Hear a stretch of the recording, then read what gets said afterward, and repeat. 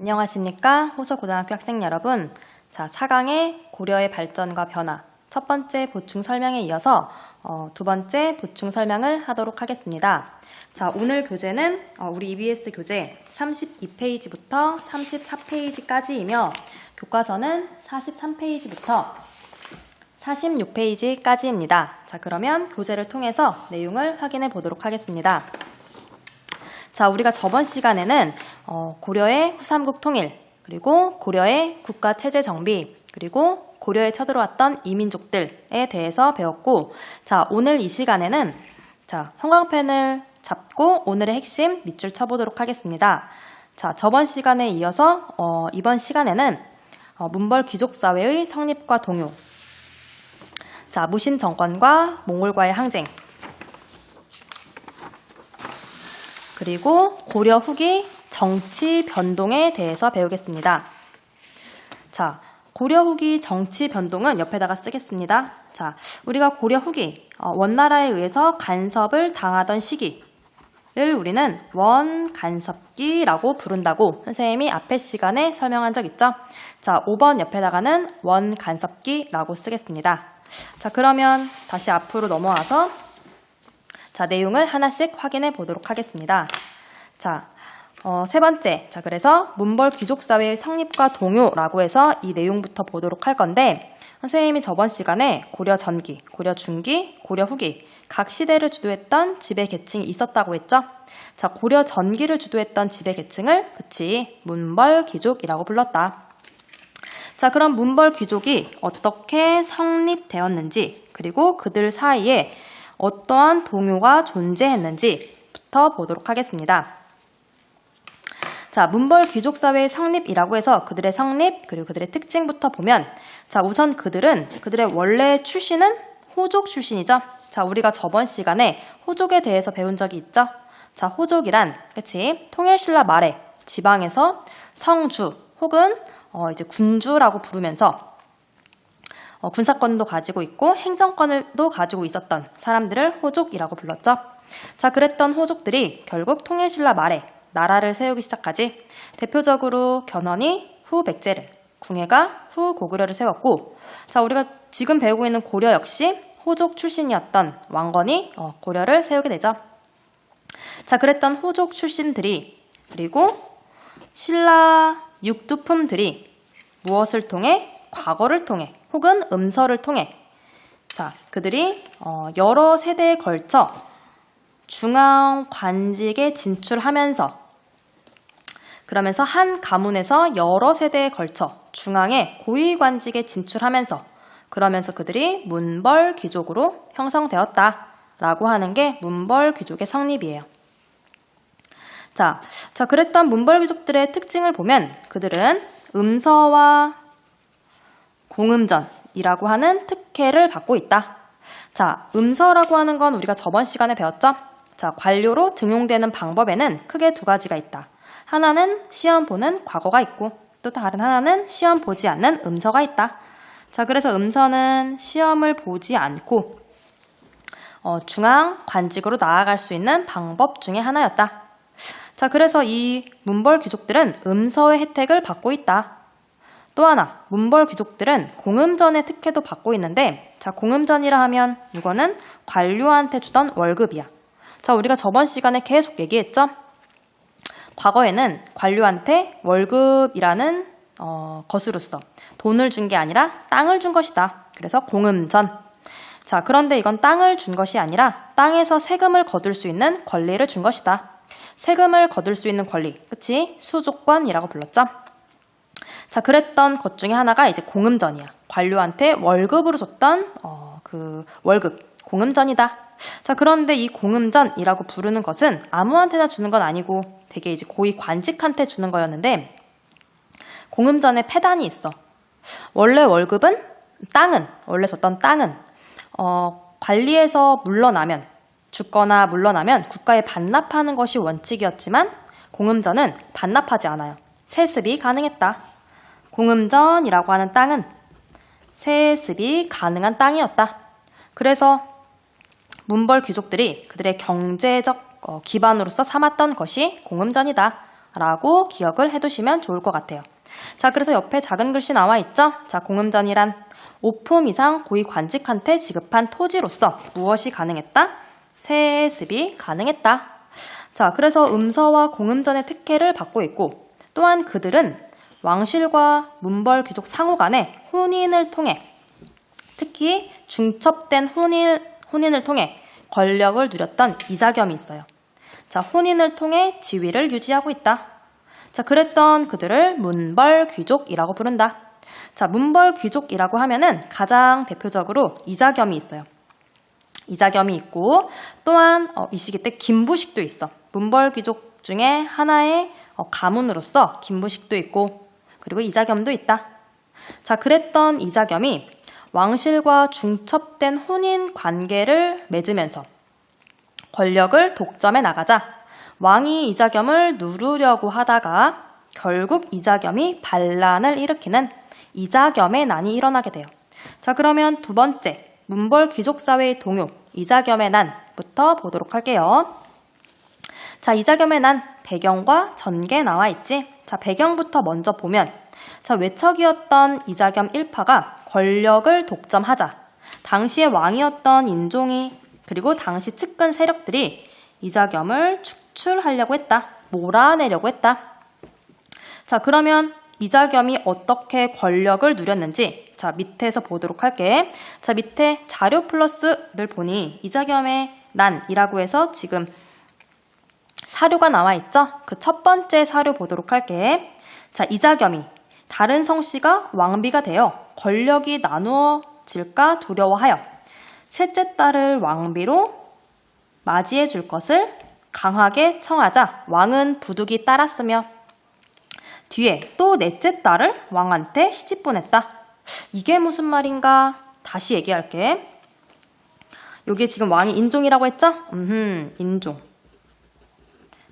인종은 이자겸한테 뭐라고 부르냐면 외할아버지라고 불러. 인종의 어머니가 이자겸의 딸이거든요.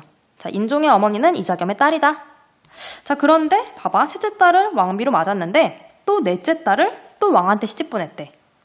자, 셋째 딸을 왕한테 시집을 보내서 그 사이에서 인종이 태어났다고 해. 자, 그런데 인종이 이자겸한테 외할아버지라고 부르고 있죠?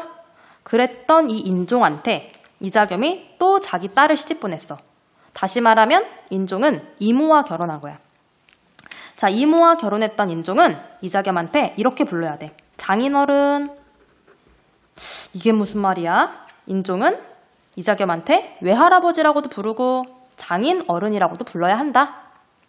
인종이 이자겸의 딸과 결혼했다. 인종이 이모와 결혼했다. 이해했어요? 오늘 대한민국의 상식으로는 이해할 수 없는 내용이지. 자, 그러면 이자겸이 왜 이런 행동을 했냐고? 자, 우리가 사료에서 확인했죠? 다른 성씨가 왕비가 돼서 권력이 나누어지는 것을 두려워했기 때문에 권력을 계속 누리고 싶어서, 그쵸? 그래서 중첩된 혼인 관계를 맺게 됐다.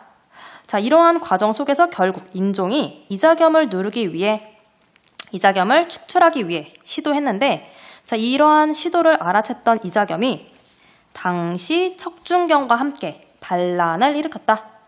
자, 그랬던 이 반란이라는 과정 속에서 인족이 척준경을 포섭해 오히려 이자겸을 제거하고, 그리고 나서 척준경 역시 정계에서 축출해내는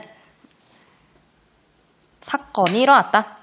자, 이자겸이 난을 일으켰으나 결국 실패했어요. 그치? 실패했죠? 오히려 척준경이 이자겸을 배신했지.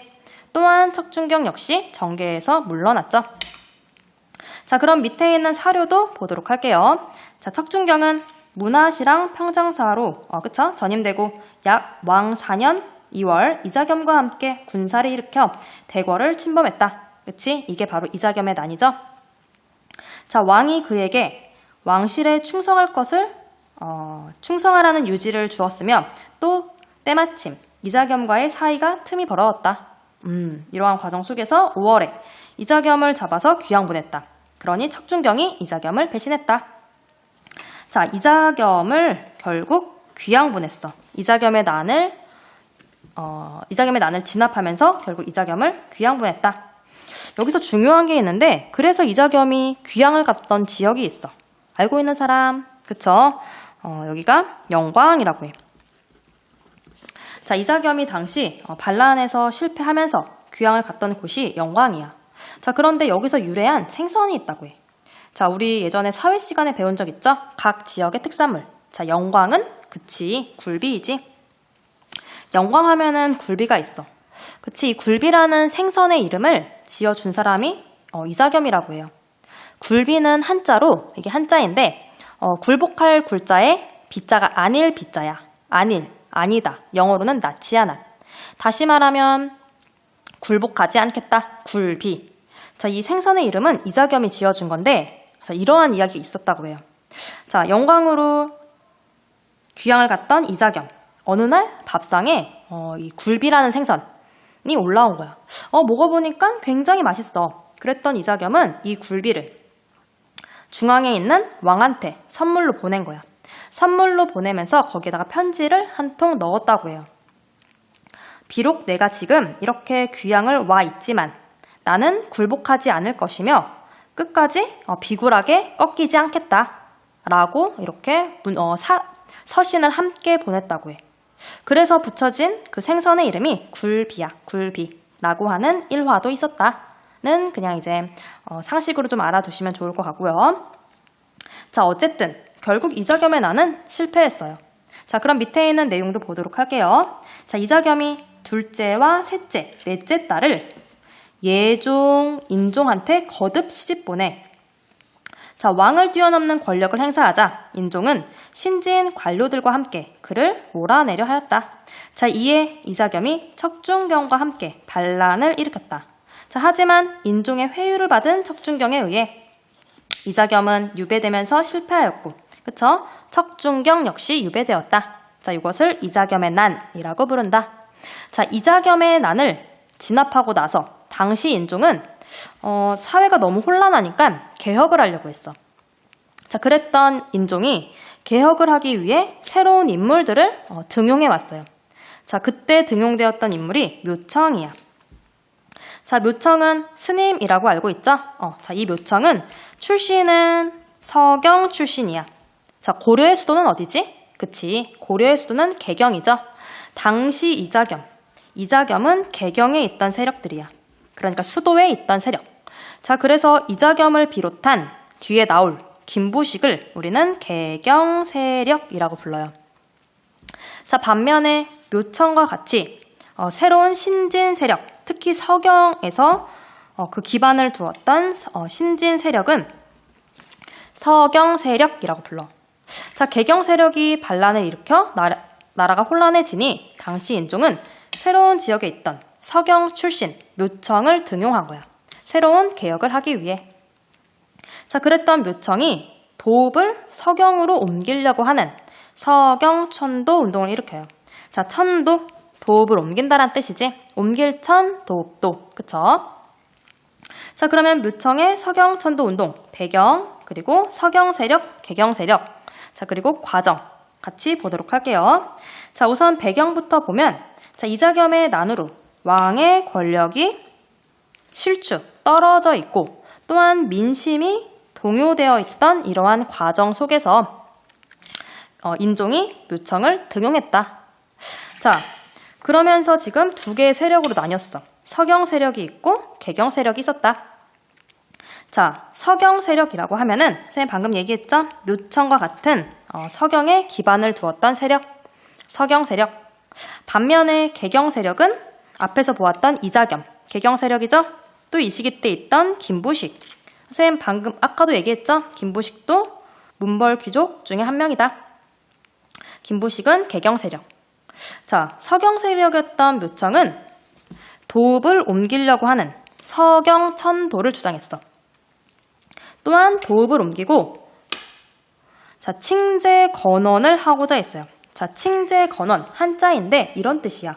황제를 칭하고 연호를 사용하겠다. 자, 황제와 연호라고 하는 이 표현을 쓸 수 있는 사람들은 그치, 중국에 있는 황제라고 했지. 자, 그러면 우리도 칭제 건원을 하겠다라는 말은 다시 말하면 그치, 중국과 대등함을 보여주겠다라는 거죠. 자, 우리가 앞 시간에서 배웠어.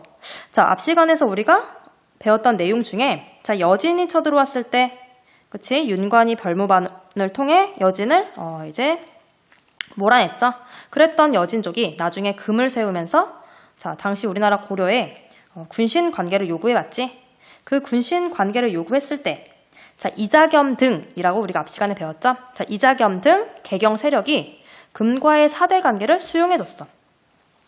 자, 그래서 그렇게 이자겸이 금과의 군신 관계를 수용했을 때 이걸 극렬히 비판했던 사람이 있다고 했지. 그치, 묘청이었어. 자, 묘청은 오히려 금을 정벌할 것을 주장해. 나라의 자주성을 이제 보여주겠다. 금과 굴욕적인 군신 관계를 맺지 않겠다. 자, 그런 의미로 칭제 건원을 한 거야. 자, 우리의 자주성이 이만큼 있다라는 걸 보여주기 위해 칭제 건원도 자, 그러한 과정 속에서 등장한 것이다. 자, 그랬던 묘청, 그쵸? 금 정벌을 주장하죠. 반대로 개경 세력은 금 정벌을 반대했어. 금과 사대 관계를 유지하자. 군신 관계를 계속 유지하자.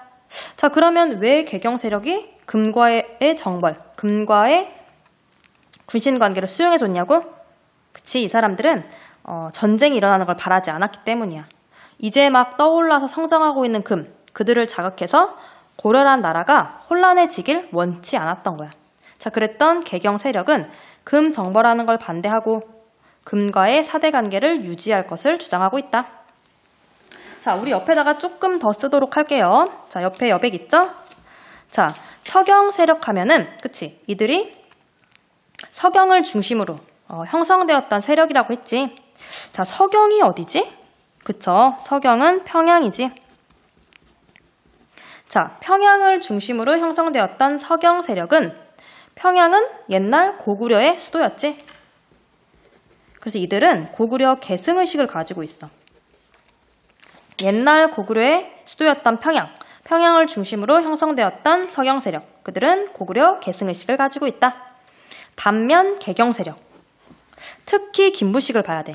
자, 김부식의 성이 이제 김씨죠. 이 김씨는 경주 김씨야. 자, 그랬던 김부식은 그 자신이 경주 김씨였기 때문에 신라 계승 의식을 가지고 있어. 자, 대립되고 있죠? 자, 고구려 계승 의식을 가지고 있던 서경 세력, 반면에 신라 계승 의식을 가지고 있는 개경 세력. 자, 또 다른 차이라고 하면 자, 서경 세력이었던 묘청을 보면 자, 묘청, 스님이라고 했죠? 자, 그들이 가지고 있던 사상. 자, 그들이 가지고 있던 사상을 보면 그들은 주로 이제 불교, 묘청을 통해 알 수 있죠? 묘청이 스님이었다. 자, 불교를 믿고 있었고, 또 하나, 자, 서경으로 천도할 때 활용되었던 사상이 있어. 자, 묘청이 이렇게 말하는 거야. 자, 고려의 수도인 개경의 기운이 다했구나. 새로운 곳으로 도읍을 옮기자.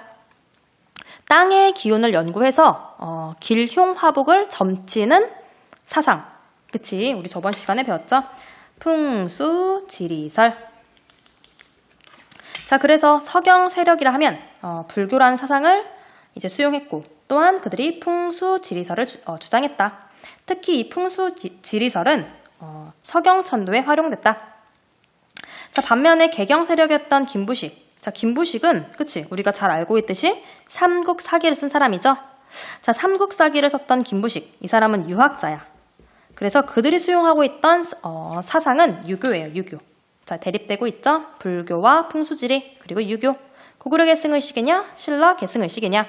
자, 이렇게 대립됐던 서경 세력과 개경 세력이 자, 결국 과정 볼게. 자, 묘청과 정지상이 서경 세력의 이 묘청과 정지상 등의 서경 세력이 서경 천도를 시도하자. 그치? 개경 세력이 반발했다. 자, 결국 이 개경 세력에 의해 서경 천도가 이제 좌절돼 실패할 것을 두려워했던 묘청이 결국 서경을 근거지로 반란을 일으켰다. 자, 그런데 결국 이 반란은 김부식이 이끌었던 개경 세력에 의해 진압되었어.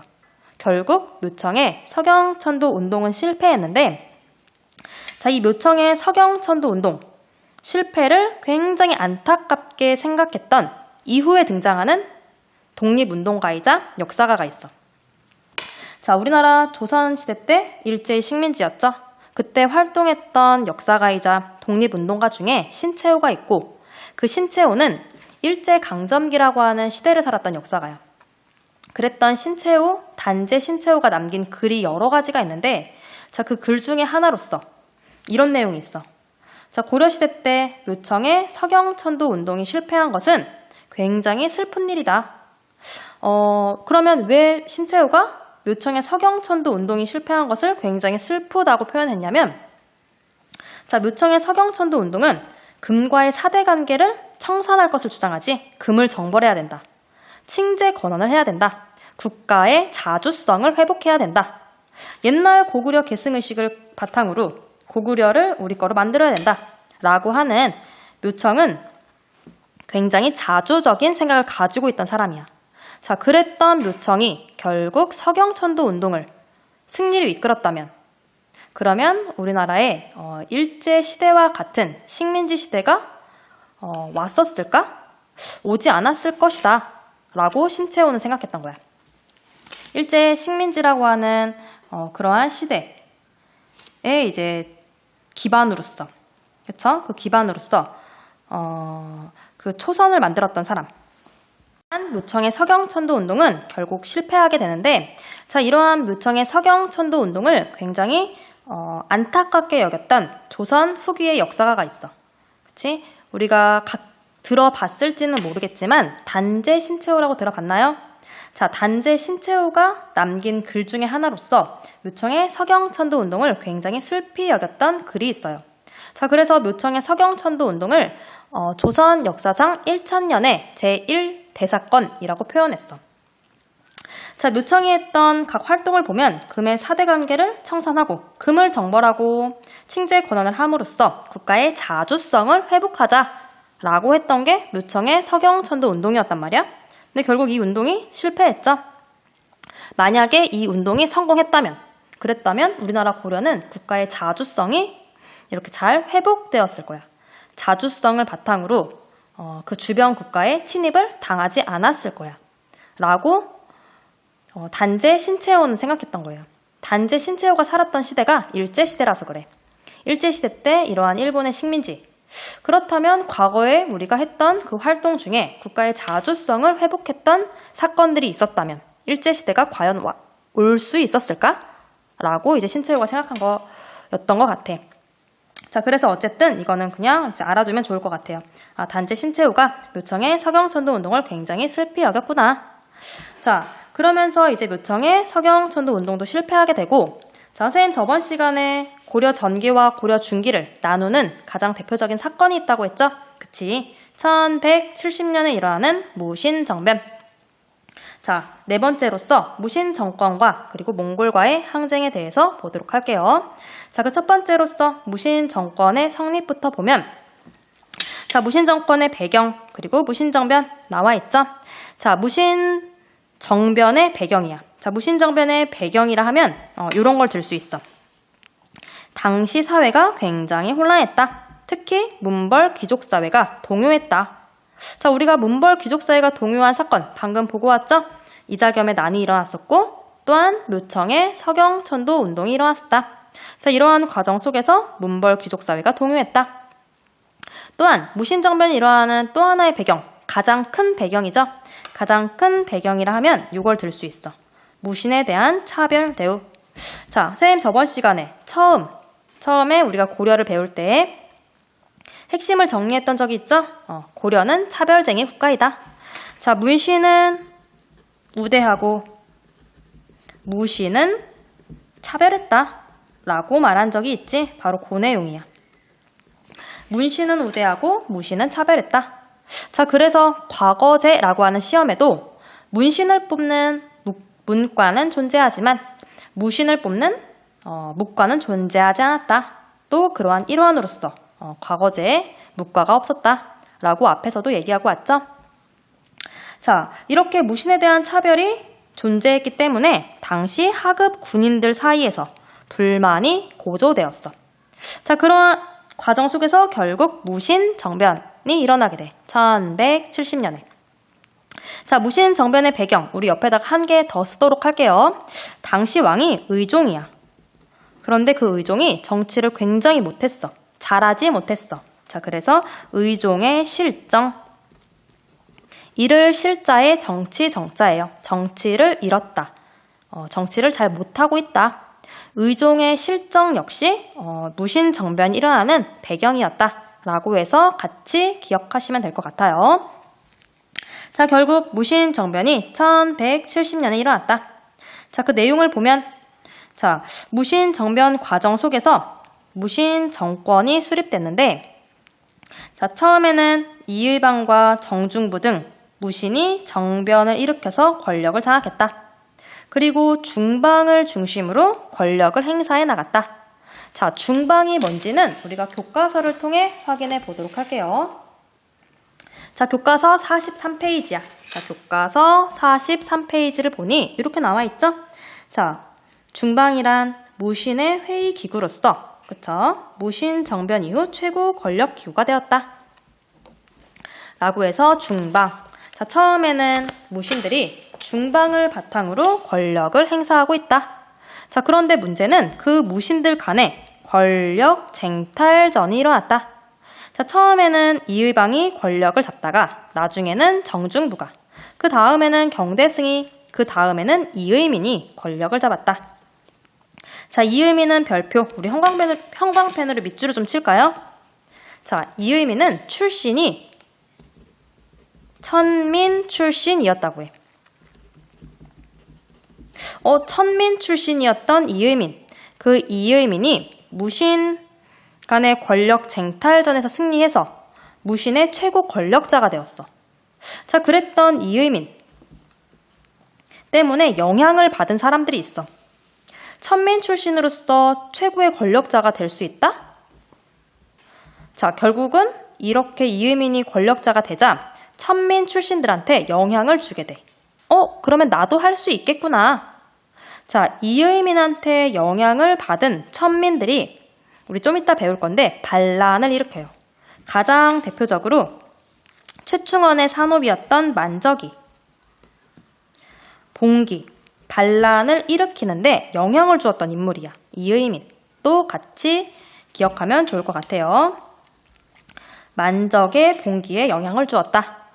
자, 여기까지는 이렇게 이의방, 정중부, 경대승, 이의민으로 이제 권력이 계속 뒤바뀌고 있고, 자, 그러다가 최충원이 권력을 잡은 이후부터는 최씨 가문에 의해 4대에 걸쳐 60년 동안 무신 정권이 이루어지게 돼요. 자, 그러면 우리 다시 한번 교과서 표를 통해 확인해 볼게요. 자, 다시 한번 표 볼게요. 자, 무신 정권의 성립이라고 해서, 자, 무신 정권 초기에는 이의방이, 그쵸?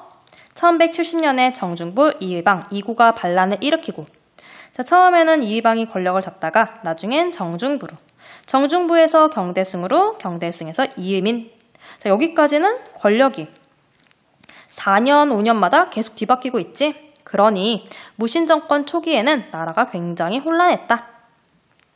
자, 최충원이 권력을 잡은 이후부터는 최씨 가문에 의해 최충원, 최우, 최항, 최의 4대에 걸쳐 60년 동안 최씨 정권이 형성되었다.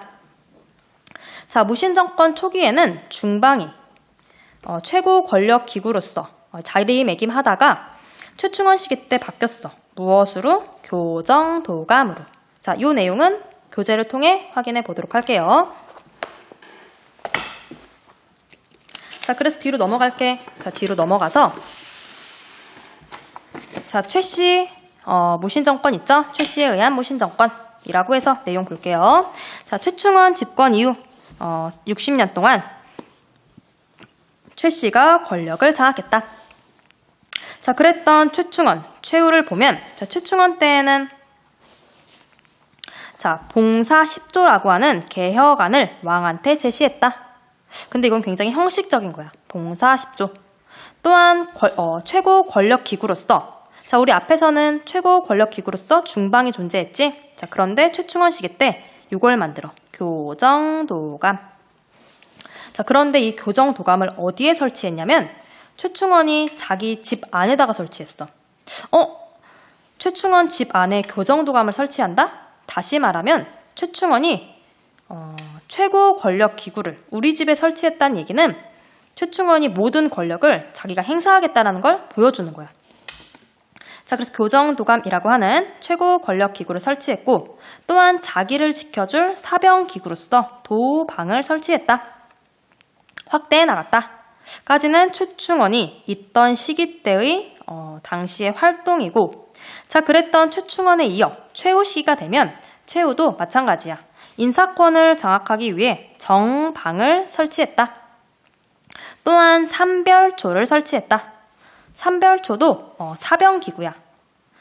최씨 가문을 지켜줄 사병기구. 삼별초는 야별초, 좌별초, 우별초로 나뉘어 있고, 자, 이 삼별초가 나중에 몽골에 쳐들어왔을 때 대몽항쟁을 하는데 그 대몽항쟁을 할 때 끝까지 몽골에 맞서 싸웠던 또 부대 중에 하나예요. 삼별초. 자, 그랬던 이 최씨 정권. 그런데 결국 최후 시기 때 몽골이 쳐들어오면서 몽골과 맞서 싸우기 위해 최후 시기 때 도읍을 옮겨요. 어딜로? 강화도로. 강화도 전도. 또 옆에 써두도록 할게요. 자, 옆으로 보니 교정도감 나와 있죠? 자, 내용 보도록 할게. 자, 최충원이 반대 세력을 제거하기 위해 설치했던 기구로서 무신 정권 시기 국정을 총괄했다. 그러니까 최고 기구였다. 자, 책임자인 교정별감은 무신 집권자가 차지하였다. 라고 해서 교정도감. 자, 누가 설치했다고 했지? 그치? 최충원이 설치했다고 했죠? 자, 그랬던 무신 정권기에 농민, 천민봉기가 일어나게 돼. 자, 3번 무신 정권 시기에 농민봉기, 천민봉기 보도록 할게요. 자, 배경과 발생 있지? 자, 그럼 무신 정권기에 농민봉기와 천민봉기가 일어나는 배경부터 보면, 자, 무신 정권기 때 수탈이 굉장히 심화됐다고 해요. 무신들이 권력을 잡고 나서 그들의 권력을 이제 계속적으로 누리기 위해 당시 그 밑에 있던 지배층들을 수탈하는 거야. 경제적인 수탈도 하고 그들을 갖다가 부리기도 하고. 자, 그래서 이 시기 때 수탈이 굉장히 심화되었다. 또한 중앙정부가 지방에 대한 통제를 잘 하지 못하고 있다. 중앙정부의 지방 통제가 약화되었다. 자, 이거 굉장히 중요해. 하층민 출신이 최고 권력자로 등장했다. 자, 하층민 출신으로서 무신 정권기 최고 권력자가 됐던 사람이, 그쵸? 우리 앞에서 보고 왔지? 이의민. 자, 이의민이 천민 출신으로서 최고 권력자가 되는 걸 보고, 아, 나도 할 수 있겠구나. 하층민들 사이에서 신분 해방 의식이 싹트기 시작해요. 자, 결국 이러한 과정 속에서 발생, 농민봉기와 천민봉기가 일어나게 된다. 자, 여러 가지의 농민봉기와 천민봉기가 있었는데 가장 대표적인 거 보도록 할게요. 첫 번째는 망이망소이의 봉기야. 망이망소이의 봉기는 공주 명학소에서 일어난 것이다. 자, 소가 뭐지? 그치. 향소부국. 자, 특수행정구역이죠. 자, 특수행정구역이었던 명학소. 그 소에 있던 망이와 망소에는 형제야. 그 형제가 무신정권기 때 반란을 일으켰다. 망이, 망소이의 봉기. 또한 경상도의 운문과 초전에서는 김삼이와 효심의 봉기가 일어나는데, 경상도야. 자, 경상도는 경주 근처이죠? 자, 경주 근처였던 경상도 운문과 초전에서 일어났던 김삼이와 효심의 봉기는 신라 부흥운동의 성격을 가지고 있어요. 신라 부흥운동의 성격을 가지고 있다. 자, 그리고 이거 가장 중요해. 우리 앞에서 보고 왔죠? 하층민 출신이 최고 권력자가 되는 것을 보고 하층민들 사이에서 신분 해방 의식이 성장했다. 그 가장 대표적인 예가 바로 요거야. 만적의 봉기. 아, 나도 할 수 있겠구나. 자, 만적의 봉기가 일어나게 돼. 자, 만적은 최충원의 사노비예요. 개인 노비. 자, 최충원의 산호비였던 만적이 봉기를 모의했다. 그런데 결국 이건 실패하게 돼. 자, 그럼 그 밑에 있는 내용 보도록 할게요. 자, 자료 플러스 무신 정권 시기 때 농민봉기, 천민봉기. 자, 지도를 보니 그쵸 나와 있죠? 공주 명학소를 중심으로 망이망소이, 개경을 중심으로 만적. 전주에서는 전주 관노. 관노가 뭐야? 그치? 관노비를 말하는 거죠. 국가에 속한 노비. 자, 경상도 운문과 초전에서는 김삼이와 효심의 봉기. 그쵸? 자, 사료 보도록 할게. 첫 번째 사료는 공주 명학소에서 일어난 망이망소이. 그치? 이거는 망이망소이의 난이죠. 그래서 등이 무리를 불러 자, 산행 병마사라 스스로 일컫고 공주를 공격하고 함락시켰다. 정부는 최원부와 박강수 등을 보내서 타일러스나 적이 따르지 않았다. 라고 해서 망이망소이의 봉기에 대한 사료이고, 두 번째 큰 도적인 김삼이 그리고 효심이 무리를 모아서 주현을 노략질했다. 김삼이 효심의 봉기. 자, 김삼이와 효심의 봉기는 선생님이 앞에서 얘기했듯이 그치 신라 부흥운동의 성격을 가지고 있다. 세 번째 사노, 개인 노비지 개인 사자의 노비 노자. 사노비였던 만적이 중요한 게 있어. 자, 장수와 재상이 어찌 씨가 따로 있으랴. 때가 오면 누구나 할 수 있다. 라고 외치면서 자, 그러면서 봉기를 일으켰다. 이거는 만적의 봉기. 결국 만적이 일으켰던 이 봉기는 실패했어. 자, 봉기를 일으키는 날 결국 이게 발각되었어. 자, 노비들의 주인들이 반란을 일으키는 노비들을 밧줄로 이렇게 묶어서 근데 이제 일렬로 세워놓고 다 묶었어. 그리고 나서 낭떠러지 위에 그러니까는 위에서 밀어버렸어. 낭떠러지 밑으로. 그러면서 이 만적의 봉기는 실패하게 돼요. 선생님이 방금 중요한 거 있다고 했죠? 장수와 재상이 어찌 씨가 따로 있으랴. 때가 오면 누구나 할 수 있다. 다시 말하면 장군이 될 사람, 재상이 될 사람은 어떻게 씨가 따로 있냐? 태어날 때부터 정해지는 것이 아니다. 때가 오면 누구나 할 수 있는 것이다. 라고 해서 바로 이거죠. 누구나 신분 해방을 할 수 있다. 누구나 높은 자리에 오를 수 있다. 자, 밑에 있는 내용도 보도록 할게요. 자, 무신 정변으로 권력을 장악한 무신은 자신들의 권력 기반을 강화하기 위해 토지와 노비를 불법으로 늘려나갔다. 그치? 자, 게다가 무신들 사이의 권력 다툼으로 지방사회에 대한 통제력도 현저히 약화됐다. 자, 이러한 상황에서 지방관들이 백성에 대한 수탈을 일삼자 농민과 천민들은 대규모 봉기를 일으켰다. 자, 가장 대표적인 봉기로서 공주 명학소에서 망이망소이, 경상도에서는 김삼이 효심, 개경에서는 만적이 자, 봉기를 일으켰다. 자, 그래서 이 봉기가 언제 일어났다고? 그치. 언제 일어났냐면 무신 정권기에. 자, 그래서 이 봉기는 무신 정권기에 일어난 봉기이다. 라고 해서 기억을 해두시면 되겠죠? 자, 옆에 있는 작은 글씨 같이 보도록 할게. 자, 정방이란, 그치, 이거 인사권을 장악하기 위해 만들었던 최후 시기 때 만들어진 거라고 했지? 자, 그럼 내용을 보면 최후가 자기 집에 설치한 기구로서 자, 인사행정을 주로 담당하는 권력을 독점하는 데 활용되었다. 그쵸? 자, 밑에 있는 삼별초도 보도록 할게. 자, 삼별초란 최후가 설치했던 야별초에서 좌별초, 우별초, 그리고 신의군이 합쳐진 군사 조직이다. 사병 집단이었다. 그치? 최씨, 가문을 지키기 위한 사병 집단이었다. 라고 해서 같이 보시면 돼요. 자, 그랬던 이 최후 시기 때 결국 누가 쳐들어왔냐고? 몽골. 자, 몽골이 쳐들어오게 돼. 자, 우리가 몽골 하면은 굉장히 이 몽골을 대표하는 가장 대표적인 사람이 있지? 그치. 누구지? 그치. 칭기스칸이죠. 칭기스칸이 몽골 대제국을 형성하죠. 자, 그랬던 몽골이 우리나라 고려까지 왔어. 땅을 넓히는 과정 속에서 고려의 국경까지 오는 거야. 그리고 나서 이 몽골이 고려에 곡물을 요구하기 시작해요. 그런데 그 곡물이 굉장히 지나쳐 많은 특산물을 요구하다 보니 고려와 몽골 사이의 관계가 악화되었다. 자, 이러한 과정 속에서 결국 몽골의 사신이 고려에 왔다가 피살되는 사건이 일어나. 자, 이때 왔던 몽골의 사신이 저고여이고 그 사람이 고려에 왔다가 돌아가는 길에 피살되었어. 자, 그런데 이 저고여를 죽였던 사람이 누구냐면 누군지는 알 수 없지만 그 사람이 고려인의 복장을 하고 있었다고 해.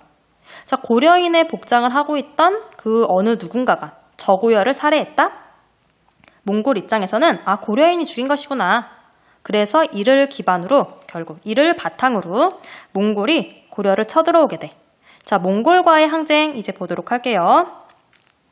자, 결국 이것 때문에 몽골이 고려에 침입했고 1231년. 자, 몽골과의 항쟁을 하기 위해 선생님이 아까 얘기했지? 최후 시기 때 도읍을 옮겼다. 자, 어디로 옮겼다? 강화도로 옮겼다. 자, 그러면 도읍을 왜 강화도로 옮겼냐? 자, 고려의 수도가 어디지? 그치, 개경이지. 자, 고려의 수도였던 개경. 자, 그런데 개경에서 이제 도읍을 옮겼어. 강화도로.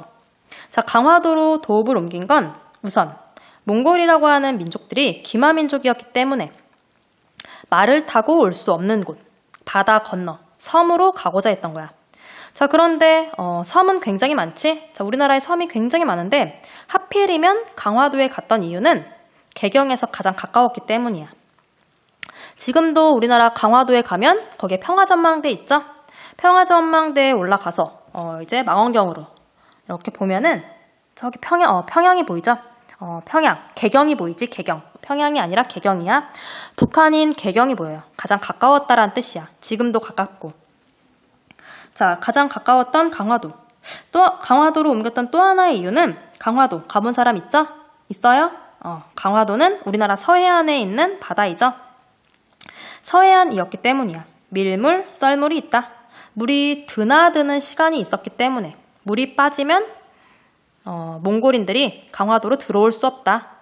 자, 물이 빠지고 들어오는 시간을 알 수 있는 건 우리나라 민족만이 알 수 있는 거야. 그러니 밀물, 썰물이 있었던 그리고 가장 개경에서 가까웠던 곳이 바로 강화도였다. 그래서 최후 시기 때 몽골과의 항쟁을 하기 위해 강화도로 천도했다. 자, 그래서 강화도로 천도하게 되고 또 이 시기 때 몽골과의 항쟁을 하는 과정 속에서 여러 전투가 있었는데 가장 대표적인 전투, 처인성 전투 있고요. 또 하나는 충주성 전투가 있어. 자, 처인성은 오늘날 용인이에요. 자, 용인에 있던 처인성. 자, 그 처인성에서 승려였던 김효노가 몽골의 장수였던 살리타를 사살해. 자, 충주성에서는 하층민들이 항쟁을 벌였다고 해요. 자, 아까 최후 시기 때 강화도로 천도했다고 했죠? 그러면 강화도로 천도했던 최씨 가문이 몽골과의 항쟁을 열심히 했을까? 아니, 안 했다고 해. 강화도로 천도했을 때 몽골과 맞서 싸운 사람들은 그 밑에 있던 하층민이야. 최씨 가문은 자신들의 권력을 유지하는데 급급했다고 해요. 자, 그랬던 이 대몽 항쟁, 몽골과의 항쟁을 우리는 대몽 항쟁이라고 부르는데 결국 이 대몽 항쟁은 실패하게 돼. 결국 최씨 무신 정권은 붕괴했고, 자, 결국 몽골에 항복하면서 굴욕적인 화해야, 강화를 맺게 돼. 굴욕적인 화해를 맺는다. 결국 우리가 항복한 것이다. 자, 당시 몽골이 고려와 강화를 맺으면서 고려에 요구했던 조건이 있어. 다시 돌아와라. 다시 원래 수도로 돌아와라. 자, 그래서 원래 수도로 돌아왔어. 자, 원래 수도가 어디라고? 그치? 개경이었다고. 자, 그래서 개경으로 돌아왔다. 돌아올 환자의 도읍도자야. 개경으로 돌아왔다. 1270년. 자, 그런데 이 개경 환도에 반대해서 끝까지 몽골과 맞서 싸운 부대가 있어. 밑에 있죠? 삼별초. 자, 최씨 가문의 사병 집단이었던 삼별초는 끝까지 몽골과 항쟁을 하게 돼. 개경 환도에 반대해서 배중손과 김통정이 강화도에서, 진도에서, 제주도에서 끝까지 항쟁을 한다. 자, 그럼 이들이 왜 항쟁했냐? 그치. 자, 삼별초는 최씨의 사병 집단이라고 했지? 최씨 가문을 위해서 여러 가지 불법적인 행동을 굉장히 많이 했다고 해. 어차피 이 최씨 가문이 무너졌기 때문에 삼별초, 살아남았던 삼별초가 다시 개경으로 돌아간다면 개경에 있는 백성들에 의해서 맞아 죽을 수도 있어. 그러려니 차라리 여기에 남아서 끝까지 몽골에 항쟁해서 싸우겠다. 그런 의미로 삼별초가 끝까지 항쟁을 했다고 해요. 자, 그래서 끝까지 항쟁했다. 그런데 나중에는 실패하게 돼. 결국엔 진압돼요. 자, 몽골과의 항쟁을 하는 과정 속에서 우리나라의 문화재가 굉장히 많이 소실됐는데 가장 대표적으로 초조 대장경이 불탔고 또한 황룡사에 있던 9층 목탑도 불탔어. 소실되었어. 자, 초조 대장경이 뭐냐면 처음 초자에 만들 조자야. 처음 만든 대장경. 대장경이 뭐지? 그치. 불경의 말씀을 써놓은 이제 목판에다가 써놓은 거야. 이걸 대장경이라고 불러요. 자, 초조 대장경은 거란이 침입했을 때 우리 앞에서 배웠죠? 거란이 침입하자. 1, 2, 3차에 걸쳐 우리가 맞서 싸우지. 그 거란이 침입했을 때 거란의 침입을 불교의 힘으로써 몰아내겠다 라는 의미로 만든 게 초조 대장경이야. 자, 그런데 초조 대장경이 불탔다고 했죠? 그래서 이 시기 때 다시 대장경을 만들어. 자, 이번엔 몽골의 침입을 불교의 힘으로 맞서 싸우겠다. 그들을 무찌르겠다 라는 의미에서 다시 만든 대장경, 그것이 바로 팔만대장경이야. 자, 우리 팔만대장경 들어본 적 있죠? 어디에 있지? 그치, 합천 해인사에 있죠? 우리나라 유네스코 문화유산에 등재되어 있지? 그 팔만대장경을 이때 만들었어. 팔만대장경을 만들었다. 해서 같이 보시면 되고, 자, 이 시기 때 또한 황룡사 9층 목탑, 나무로 만든 탑이야. 황룡사 9층 목탑이 만들어진 건 신라지. 신라 시대 때 선덕 여왕 때야. 그때 만들어졌던 황룡사 9층 목탑이 대몽항쟁을 하는 과정 속에서 불탔다. 그래서 지금도 황룡사 터에 가면 아무것도 없어요. 목탑이 불탔기 때문에 지금은 그냥 벌판이야, 벌판. 경주에 가면 있어요. 나중에 경주에 여행을 가본다면 한 번쯤 가보아도 좋을 것 같아요. 자, 그래서 많은 문화재가 소실되었다. 자, 뒤로 넘어갈게. 자, 결국 지금 몽골과 굴욕적인 강화를 맺게 되죠. 그리고 당시 우리나라 고려 정부는 다시 개경으로 환도했지. 자, 그랬던 몽골이 중국에 가서 나라를 세웠어. 그 나라의 이름이 그치? 원나라야. 자, 중국은 중국 역사상 여러 왕조가 존재했는데 모두 중국 민족이 세운 왕조는 아니야. 자, 중국에 존재했던 왕조 중에는 이렇게 이민족이 세운 왕조가 있어. 원나라도 있었고 나중에 등장하는 청나라도 있었고 이민족이 세운 왕조가 있었다. 그랬던 그 원나라가 고려 말에 우리를 간섭한다. 원간섭기. 자, 그래서 어떻게 우리를 간섭했는지 자, 내용이 쭉 나와 있죠? 같이 보도록 할게. 자, 우선 고려의 지위를 격하시켰어. 또한 영토를 강탈해 갔고 또한 일본 원정을 하겠다는 이유로 우리나라 사람들을 동원하기 시작해. 또한 내정 간섭도 하고 있고 자, 인적, 물적 수탈도 하고 있다. 자, 그래서 그 내용 하나씩 보도록 할게요. 자, 우선 고려의 지위가 격화되었다. 당시 고려의 국왕들은 원나라 황실의 공주와 혼인을 해야 했다. 자, 고려의 국왕이 원나라 황실의 공주와 결혼한다. 그러므로 당시 고려의 국왕은 원나라의 사위국이 되었다. 사위의 나라가 되었다. 부마국은 그런 뜻이야. 사위의 나라. 또한 왕실의 호칭과 관제가 격화되었다. 자, 어떻게 격화되었는지 자, 밑에 표로 정리되어 있죠. 자, 관제 격화라 해서 자, 기존에는 중서문화성 2성 6부 체제였는데 자, 이게 바뀌었어.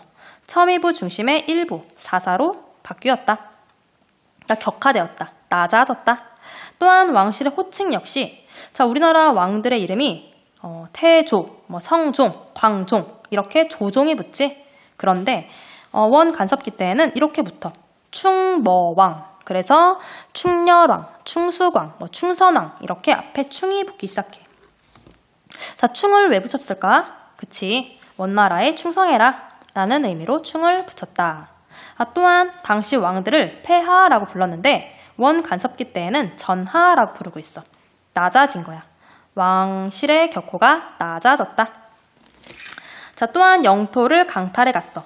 철령 이북 땅에다가는 쌍성 총관부를 설치해. 그래서 원나라가 이 땅을 지배하기 시작해요. 또한 자비령 이북에는 동령부를 설치했고 또한 제주도에는 탐나 총관부를 설치했어. 그리고 여기서 중요한 게 있어. 탐나 총관부였던 제주도, 이 제주도에다가 원나라 사람들이 키우기 시작한 게 있어. 자, 무엇을 키웠냐면 말을 키웠어. 말. 자, 그러면 말을 왜 키웠냐고? 자, 말을 잘 기른 다음에 나중에 일본 원정 갈 때 그때 가져가려고. 자, 제주도에서 바다만 건너가면 일본이죠? 그치? 그 일본에 가기 위해 제주도에서 말을 키웠다. 왜냐면 원나라 사람들이 기마민족이었기 때문에. 자, 그래서 우리 아주 유명한 속담이 있죠? 제주도가 말이 유명하다 보니 자, 말이 태어나면 제주로 보내고 사람은 태어나면 서울로 보내라. 그치? 여기서 등장한 말이야. 자, 그래서 탐나 총관부 제주도. 또한 일본 원정을 하기 위해 자, 원나라가 고려를 차지하고 나서 이번엔 일본으로 가려는 거야. 일본도 지배하기 위해 원정에 동원했다. 자, 일본 원정을 위해 설치했던 기구 정동행성. 정벌할 정자에 동쪽 동자야. 동쪽을 정벌하기 위한 기구이다. 정동행성. 자, 두 차례에 걸쳐 일본 원정을 했지만 결국 실패하게 돼. 자, 이 일본 원정을 할 때 고려인들 물자와 인적 자원을 동원해 갔지만 결국 실패했다. 자, 일본 원정과 관련된 일화가 있는데 자, 당시 고려인들과 함께 원나라 사람들이 일본 원정을 하기 위해 배를 타고 갔어. 그쵸? 일본을 가려면 배를 타고 가야 되죠? 근데 이제 배를 타고 가는 과정 속에서 태풍을 만난 거야. 자, 태풍을 만나서 결국 실패했어. 다음번에 또 갔어. 또 배를 타고 가는데 또 실패했어. 또 태풍을 만났거든. 자, 두 번에 걸쳐 갔지만 모두 태풍 때문에 일본 원정에 갈 수 없었다. 결국 일본 원정에 실패했다. 결국 태풍이 일본 사람들을 구해준 거죠. 그래서 일본에서는 이 태풍을 신의 바람이라고 불러. 신풍.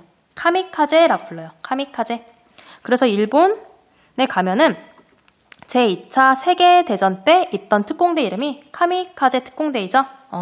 거기서 만들어진 이름이야. 카미카제 신풍. 그 신풍에 의한 특공대.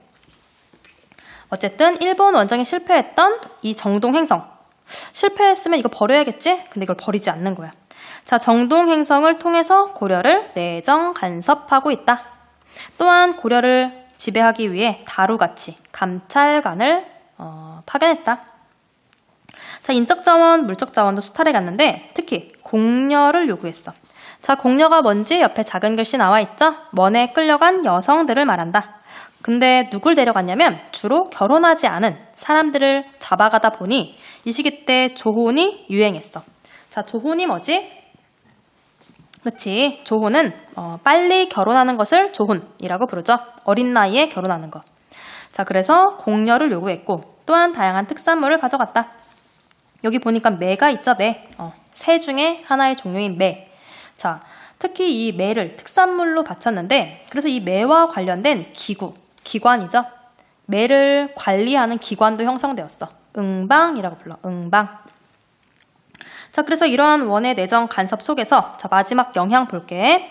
자, 몽골풍이 유행했다. 몽골풍이 뭐냐면 몽골에서 유행했던 풍속이 몽골에 있던 풍속이 당시 고려에서 유행한 거야. 자, 몽골의 풍속이 고려에서 유행했다. 몽골풍. 반대로 몽골이죠. 원나라에서 유행했던 고려의 풍속도 있어. 원나라에서 유행했던 고려의 풍속은 고려양이라고 불러요. 옆에 작은 글씨 볼게. 자, 몽골풍이라고 나와 있죠. 자, 원의 간섭을 받으면서 왕실이나 관리들 사이에서 몽골어, 몽골식 이름이 사용되고 몽골식 의복이나 머리 모양 등이 유행했다. 고려에서 유행했던 몽골의 풍속, 몽골풍. 자, 이거 말고도 또 여러 가지가 있는데 이런 게 있었다고 해.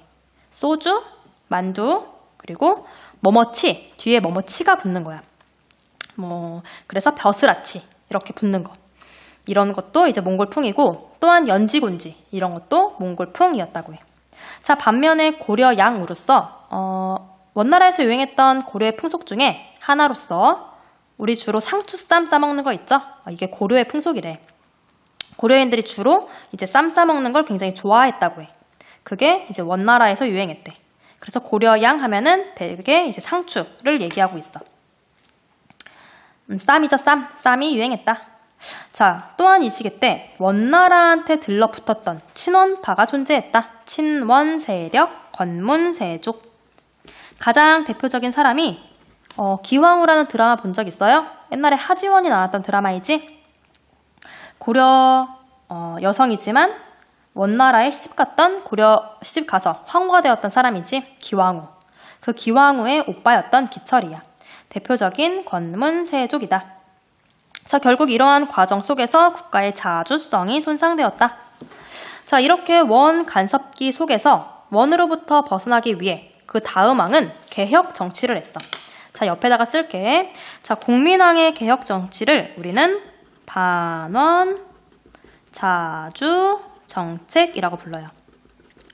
원한테 반대한다. 반원. 국가의 자주성을 회복하겠다. 자주. 반원 자주 정책.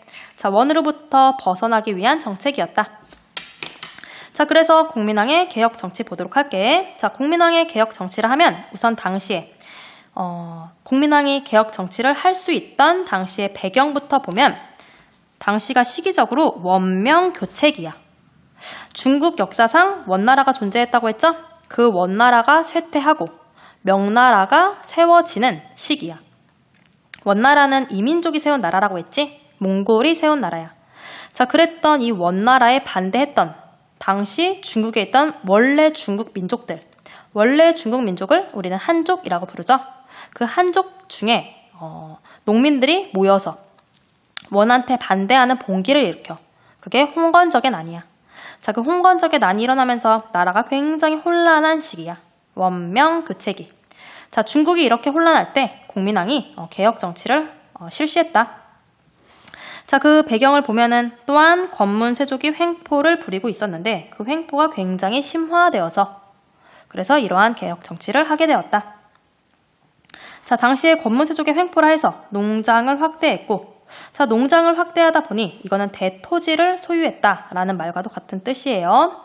자, 농장을 확대하다 보니 국가의 재정이 악화되었다. 국가가 소유하고 있던 땅이 줄어든 거야. 왜냐하면 권문 세족들이 농장을 확대했기 때문에 사유지를 많이 확대해 나갔기 때문에. 자, 결국 공민왕의 개혁 정책 크게 두 가지 있죠. 왕권 강화책이 있고 반원 자주 정책이 있지.